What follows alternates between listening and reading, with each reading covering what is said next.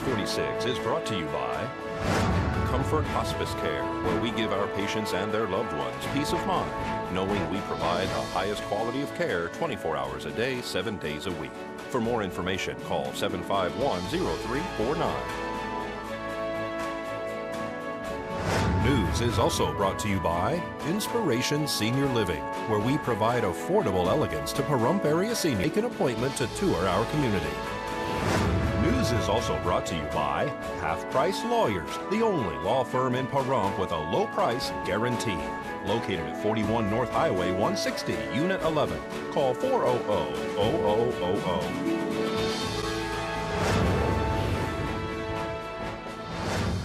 Tonight on News 46, a local woman dies in a rollover accident.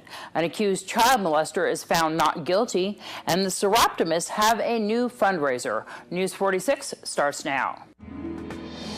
You're watching KPVM News 46 with Deanna O'Donnell.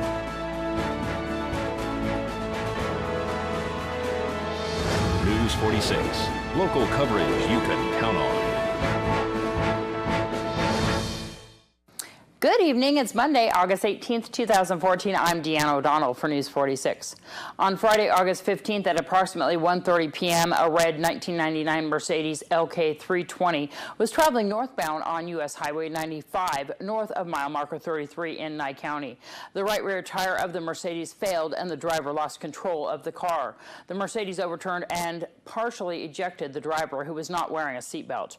The Mercedes came to rest on its wheels. The 37-year-old female driver from Pahrump sustained fatal injuries and was Wright Jr. was found not guilty on sex abuse charges 2 days after he tried to commit suicide by swallowing antifreeze during the midst of his trial. The jury found Argabright not guilty of the 5 counts of sex assault on a child under 14 years old. 2 alleged victims testified at the trial. On Wednesday, Argabright showed up to court incoherent and acting intoxicated. He was taken to Desert View Hospital after he told the court he had consumed the poison. He was reportedly then airlifted to UMC Trauma Center in Las Vegas. When we come back from this break, we'll have your Desert View Hospital health tip.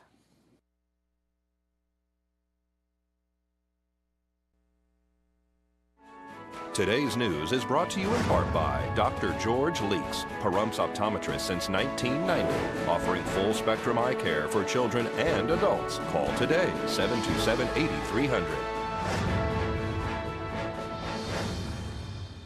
Welcome back. Over the past decade, advanced technologies have been introduced to potentially minimize the side effects of conventional prostate cancer treatments. A new study examined the increased use of these more advanced treatments in patients with prostate cancer who had a lower probability of dying from the disease. This health tip is brought to you by Desert View Hospital and Mountain Valley Physicians Group. Don't put your health on hold. We have time for you. Call us to schedule your appointment, 775-751-7100. Sandy Schamdelmeyer runs his own successful barbecue business, and he is also living with prostate cancer. I feel pretty fortunate that my minor symptoms due to the cancer or an enlarged prostate are very minimal. I can deal with those now, and I don't want to take the risk of the side effects from surgery. Well, not all prostate cancers are created equally. Some are more biologically aggressive than others. Over the past decade, there's been an introduction of new technologies with the potential to mitigate those side effects. Those include robotic surgery like this. Through magnification, it allows the surgeon to better visualize the prostate and more precisely remove the cancer while potentially minimizing side effects. Another newer technology is known as intensity modulated radiation therapy, or IMRT. The idea is that you can give higher doses to the prostate and the cancer without necessarily affecting the surrounding tissues as much. Dr. Brent Hollenbeck from the University of Michigan and co-authors studied Medicare beneficiaries 66 years and older diagnosed with prostate cancer between 2004 and 2009. Researchers focused on patients with low-risk prostate. Among those who had a high risk of non-cancer death increased from 36% in 2004 to 57% in 2009. IMRT accounted for the lion's share of treatment in these populations. The use of these advanced treatment technologies was relatively common among Medicare beneficiaries who are at low likelihood of dying from their prostate cancer. In 2004, 24% of men with a low probability of benefit were treated with some form of treatment, whereas in 2009, that number increased slightly to 27%. For now, Sandy is living life, enjoying his family, and along with his doctor, is keeping a watchful eye on his prostate cancer. If I keep myself in shape, I try to watch my diet, and I thought maybe I'll be lucky I'll live into the 90s. The cancer part does not change that outlook. Catherine Dolph, The JAMA Report. Thanks so much, Catherine.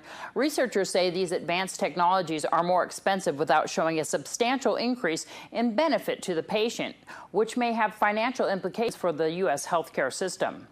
A brush fire occurred yesterday afternoon on Simpkins and Jarvis Streets. Pahrump Valley Fire and Rescue Service arrived on scene and were able to contain the fire to just less than 1 acre. The fire is suspect in nature and is under investigation. Fire Chief Scott Lewis located an incendiary device in the mesquite grove at that location. If you have any information regarding this fire, you're urged to contact the Nye County Sheriff's Office at 751-7000. The Clark County coroner has identified the motorist killed Sunday evening in the southwest part of the Las Vegas Valley. 38-year-old Brandon Dean Harris of Las Vegas was killed about 7:45 p.m. last night when his Honda CHR 600 struck the right side of a Honda CRV at the intersection of Arlington Ranch Boulevard and Highway 160. The Nevada Highway Patrol reported that Harris was operating his motorcycle in a reckless manner and speeding as he headed eastbound on Highway 160. Harris was taken to Spring Valley Hospital, where he succumbed to his injuries and was pronounced deceased. The Shadow Mountain Community Players performed Friday and Saturday night at New Hope Fellowship with their presentation of Murder Most Foul. The Shadow Mountain Community Players proudly present Murder Most Foul. It's an Italian dinner with an interactive murder mystery theater with a different ending every night. It's being performed August 22nd and 23rd, August 29th and 30th. The doors open for seating at 6:30 p.m. The show starts at 7. I'm an artist, and by nature have a very tender soul, and would never give in to such a basic common instinct as murder. Unless you told me your food stank. Where did you hear that, you disgusting little worm? I will kill you. I'll cut you up into pieces and put you in a stew. I'll grind up your bones and go! It'll all be held at New Hope Fellowship, located at 781 West Street. The admission is $18 per person. You can get your tickets at Pahrump Community Library, located on East Street, during their regular business hours, and you can also purchase them at the door. There's reservations for parties of 6 or more. For more information, you can call 727-6145. We'll see you at the show. Give me a rat! You are nothing more to him than a cheap pizza! Let's censor! At the end of the day, Don Vito would tell my husband I'm the one he came home to at night. Not every night. Oh, that's it! It's go! Bring it on!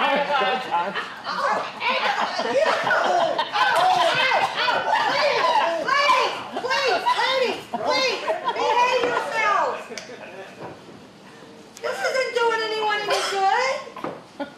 If you cared about Vito, you would put aside these petty, jealous tirades and let the police do their job in solving this horrible crime. I guess she's right. Well, I suppose we should show a little more decorum. Truce. Good. Besides, everybody knows Vito was crazy about me. What? What? No! Leave your tickets alone! Leave your tickets alone! All right, come on. All right. Let's break it.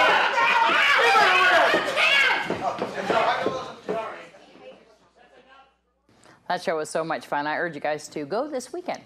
The Seroptimus International of Pahrump Valley is holding a fundraiser called Bra Bling. A portion of the proceeds will fund breast cancer research. It's a bra bling, and we're actually raising awareness for breast cancer, and we're going to decorate bras and post them around the town and ask people to vote for them, and then we're going to have a bra bling bash in October in support of Breast Cancer Awareness Month.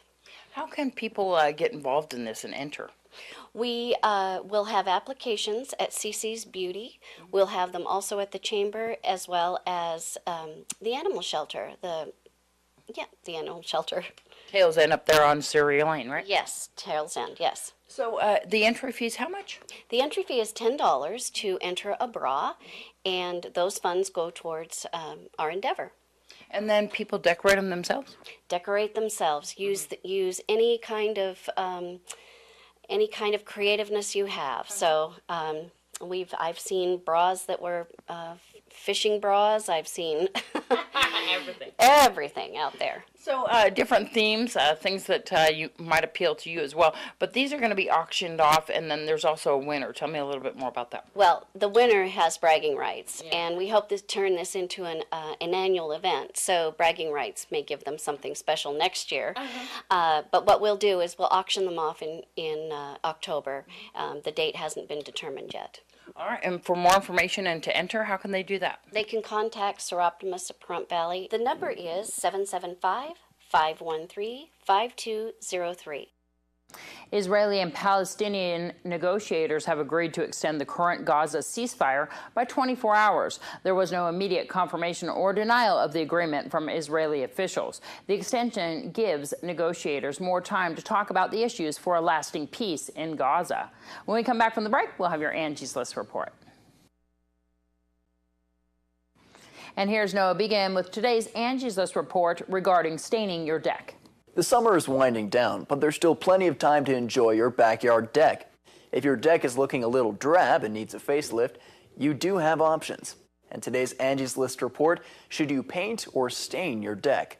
When it comes to decks, a little neglect goes a long way.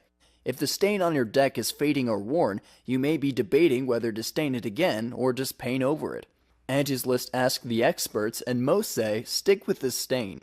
The problem with paint is that most deck surfaces are horizontal, so the paint just lays on the deck. As a result, those areas hold water. As the wood shrinks and expands with changes in moisture and temperature, the paint doesn't always have the ability to move at the exact same rate, and the only thing that it can do at that point is release and let go of the wood, and that manifests itself in cracking and peeling and chipping of the coating. Unlike paint, a stain won't chip, peel, or crack.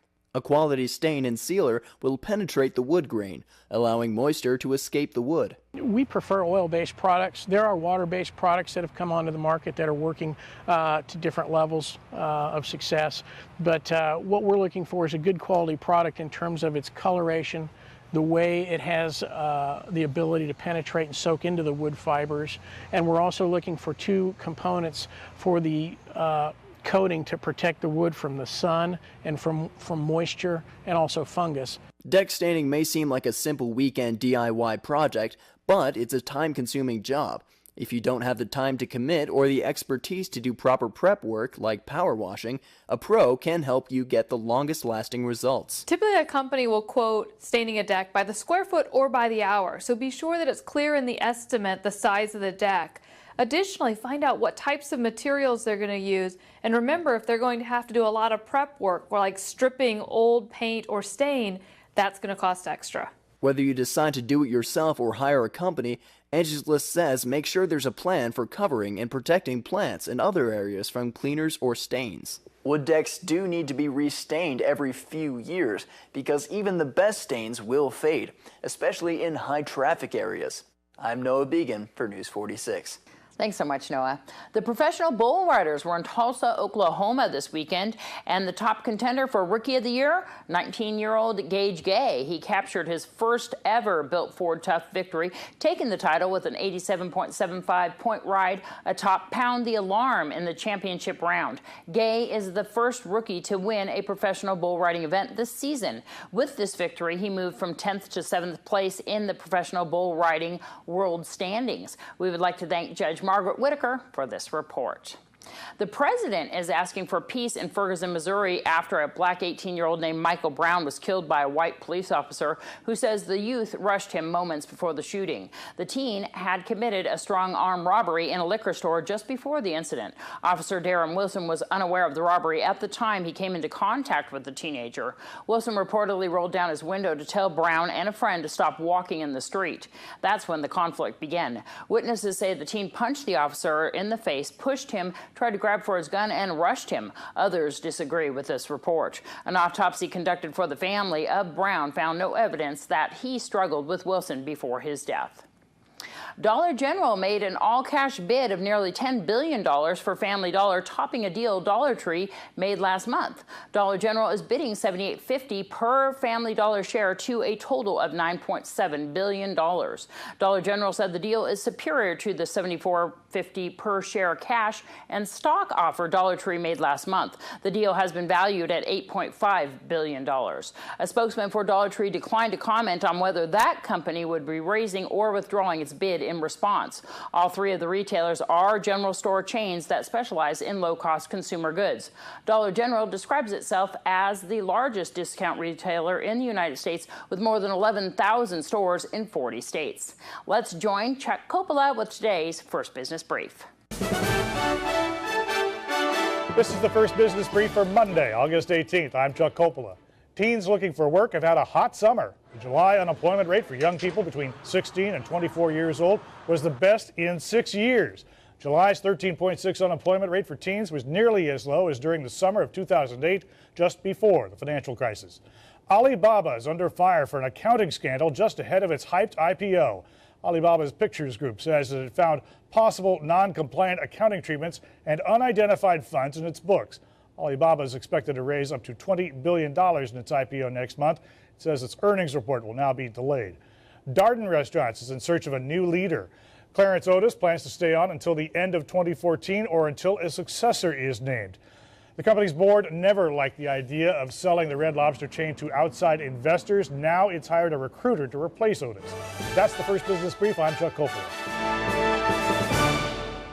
I heard there was some crazy weather up there on the Spring Mountains today. When we come back from this break, we'll find out all about it.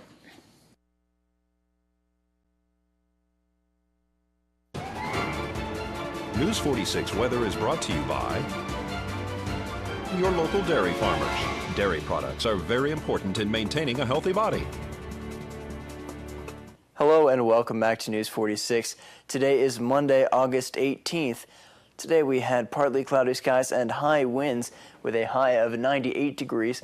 Your average temperature on this time of year is 102 degrees. Winds were coming from the south-southwest today at 11 miles per hour with gusts up to 27 miles per hour. The UV index today was 6, which is high. Humidity was at 16%. Sun was at 6:04 this morning, and the record high in 1992 was 111 degrees.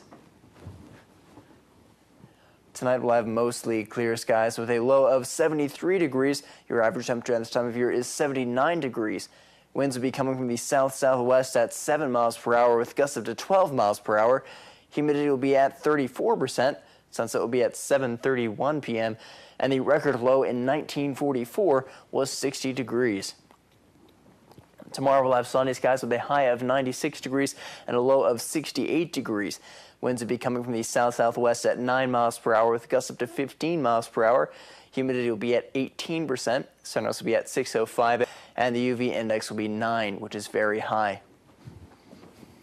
4 hours, 7-day forecast will have a mostly sunny week, though we'll probably be seeing some clouds here on Thursday through Saturday. Your high temperatures will be ranging from 92 degrees to 98 degrees, and your low temperatures will be ranging from 67 degrees to 72 degrees. A severe thunderstorm warning was issued for west central Clark County, including Sandy Valley, Mountain Springs, and Mount Potosi. A storm capable of producing quarter-sized hail and damaging winds in excess of 60 miles per hour was spotted on radar about 8 miles north of Sandy Valley or 18 miles southwest of Red Rock Canyon. It was moving northeast at 15 miles per hour. Affected areas include Sandy Valley, Kingston Road, Mountain Springs, and Mount Potosi. Thanks so much, Noah. I know that we've been getting phone calls occasionally about you guys having some technical issues. Sometimes you can't hear me, sometimes you can't hear the stories. And you know, we bought a new system, so we are working the bugs out of that. In the back, Vern's working his fingers to the bone, trying to make sure that everything's going smoothly. And also as well, uploading the entire broadcast online up to our website and up to YouTube. You can get the individual stories up on YouTube. They've been readily put up there every evening. And you might know our YouTube address, which is KPVM 41 on YouTube. And if you do witness any technical issues, whether it's going black or you can't hear us and stuff, we do appreciate those phone calls. We have a lot of loyal viewers, and we do appreciate you guys giving us a call. You can text or call Vern at 209-3824 and let him know if something's going on. Or you can give me a call, 727-9400 extension 201, and let me know if there was any technical issues that you spotted. And we appreciate it very much. And that's going to do it for this edition of News 46. I'm Deanna O'Donnell. From everyone up here on the Hill, including Patrick, Darby, Noah, and Vern back there in the back, have a great night.